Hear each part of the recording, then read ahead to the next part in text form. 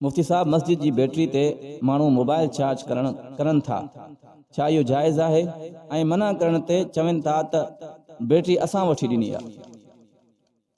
मस्जिद जे अंदरि जेकॾहिं को शख़्स इबादत जी नीयत सां अचे थो, नमाज़ पढ़ण जे लाइ अचे थो, तिलावत जे लाइ अचे थो, ज़िक्र जे लाइ अचे थो, त जेसी ताईं उहो इबादत में मशगूल रहंदो तेसी ताईं मस्जिद जी बैटरी में मोबाइल चार्ज करे सघे थो। पर हिकिड़ो शख़्स आयो ई सिर्फ़ मोबाइल चार्ज करण जे लाइ आहे, घरों निकितो इन नीयत सां आहे त वञी करे मोबाइल चार्ज करणो आहे, त इहो जाइज़ आहे। जेकी बि शइ मस्जिद जे अंदरि मौजूद आहे उहा इबादत जी सहूलत जे लाइ आहे। पखो छाजे लाइ आहे? त जेको माण्हू इबादत करण ईंदो उनखे हवा लॻंदी। बैटरी भी इबादत जी सहूलत जे लाइ आहे, त जेकॾहिं को इबादत जे लाइ आयो आहे त उनखे बैटरी सां फ़ाइदो थिए, पखे जी सूरत में फ़ाइदो थिए, बल्ब जी सूरत में फ़ाइदो थिए, मोबाइल चार्ज कंहिं बि तरीक़े सां फ़ाइदो थिए, पर इबादत जी सूरत में। बग़ैर इबादत जे सिर्फ़ मस्जिद में अची करे मोबाइल चार्ज करणु इहो शरीयत में जाइज़ आहे। ऐं इन ते इहा दावा करणु त वठी असां ॾिनी आहे, त यादि रखो इन लफ़्ज़नि सां इंसान पंहिंजो अमल ज़ाया थो करे।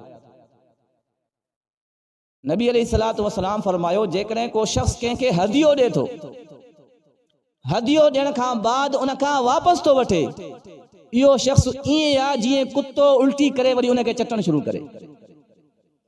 हिकिड़ी शइ तव्हां ॾिनी आहे, हदियो त मामूली शइ आहे, सदको वॾी शइ आहे, तोहफ़ो मामूली शइ आहे, पर सदको ज़कात या अज़ीम इबादत आहे। हदिये ते एॾो वॾो गुनाह आहे त जेको माण्हू हिकिड़ी शइ ज़कात में ॾे, सदके में ॾे, वरी चए त मां ॾिनी आहे, त पोइ इहा शइ उनखे इन जो सवाब अल्लाह वटि न मिलंदो।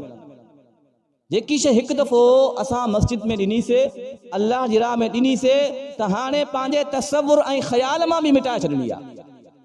अल्लाह जी राह में ॾिजी वई, हाणे उहा वक़फ़ आहे, वरी दिलि में इहो न सोचणो त इहा शइ मुंहिंजी आहे, मूंखे इस्तेमालु, पोइ ॾिनी छो हुई? त इन शइ जो ख़्यालु करणो आहे। अल्लाह से सम्झणी तौफ़ीक़।